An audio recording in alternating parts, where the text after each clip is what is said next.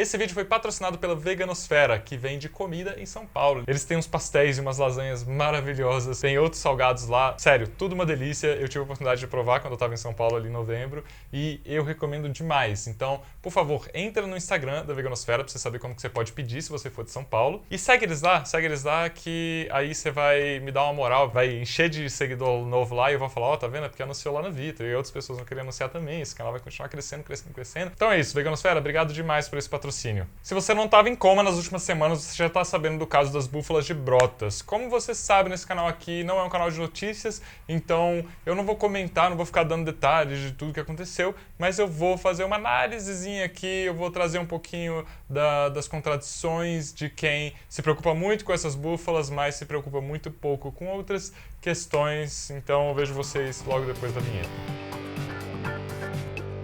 Tá, se você não quer ler a notícia que eu deixei o link aqui na descrição, eu vou resumir resumidamente. Uma pessoa tinha ali perto de 1.200 búfalas que ele criava para produção de leite. Aí esse fazendeiro, ele resolveu que não queria mais usar essas búfalas para criação, né, para fabricação de leite, e ele resolveu que ia só deixar elas morrerem. Algumas pessoas souberam disso e fizeram uma denúncia. E esse homem foi, né, esse fazendeiro, ele foi multado aí, se eu não me engano, em mais de 4 milhões de reais por maus tratos aos animais. E tipo assim, se você vê as imagens, se você vê as búfalas ali, se você vê o estado que elas estavam, é tão bizarro, é tão triste, é tão, tipo assim, isso mexe muito mesmo com a gente, né? Faz a gente pensar, né, que, sei lá, esse cara tem que ser algum tipo de monstro para permitir com que aquilo aconteça, com que esses animais sejam colocados numa situação tão bizarra, tão deplorável, sabe? E isso é realmente muito bizarro, isso é realmente, assim, é difícil conceber, sabe, uma coisa dessas, mas é assim que a nossa sociedade opera quando ela está lidando com animais de outras espécies. Antes de continuar, deixa eu falar para você que se você quiser saber como ajudar, né, nesse caso aí, existe um Instagram chamado Búfalas de Brotas, tá aqui o link, né, tem o link também para você clicar direto se você quiser na descrição. Lá vão ter todas as informações para você saber como você pode ajudar. Mas daí eu quero retomar aqui para falar sobre um negócio chamado indignação seletiva. Porque assim, essa reportagem, né, esse caso foi aparecer no Fantástico. Isso foi aparecer em grandes mídias, sabe? Um monte de grandes influenciadores divulgando e falando, olha que absurdo, olha que coisa horrível, não sei o quê. Como se isso fosse, sabe, como se esse fosse o problema da indústria da exploração animal, como se uma vez que a gente resolveu esse problema aqui das búfalas de Brotas, aí tudo bem, resolveu. Retornamos à normalidade a partir disso e agora tá tudo bem continuar, né, vivendo as vidas, nossas vidas da mesma forma que a gente vivia e sempre viveu, sem pensar nas implicações dos nossos atos, sem pensar nessa indignação seletiva, sabe?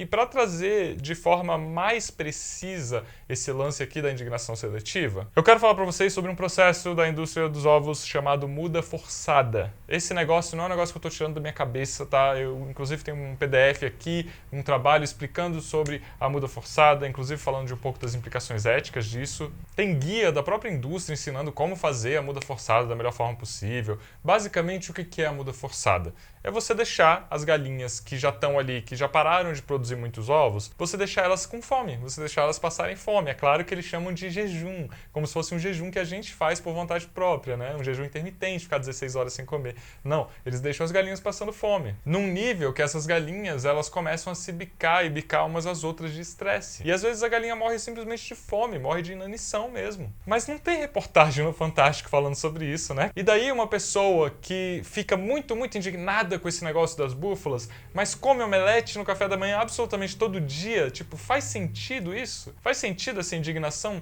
seletiva? Na minha humilde opinião, não faz. E é meio triste, eu acho que eu ainda vou fazer um vídeo só sobre isso, sabe? Mas é meio triste não, é completamente triste, é inteiramente triste pensar que estão acontecendo atrocidades como essa da muda forçada absolutamente todos os dias com milhões de animais. E daí a gente tem que ficar encontrando maneiras específicas de conversar com a pessoa para ela não se ofender, para ela não achar que vegano é chato, para ela se sentir mais atraída para o movimento. A gente tem que ficar calculando o que a gente fala, de que forma que a gente fala. Caso contrário, a pessoa vai falar, não, veganos são muito radicais e é por causa dos veganos que eu não vou me tornar uma pessoa vegana agora, sabe? E daí às vezes cansa isso, às vezes cansa, mas a gente tem que respirar e pensar de forma em termos de estratégia, né?